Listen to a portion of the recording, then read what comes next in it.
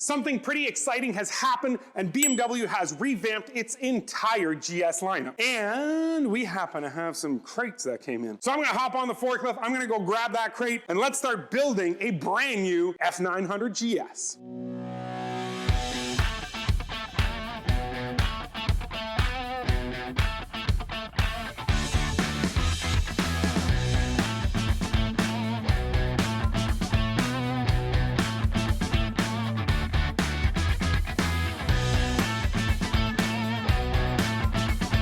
And there you have it, BMW's new F900 GS, which is the mid-size king of adventure bikes. We're so excited. Although the previous generation was fantastic, it was due to give us more, and this definitely delivers.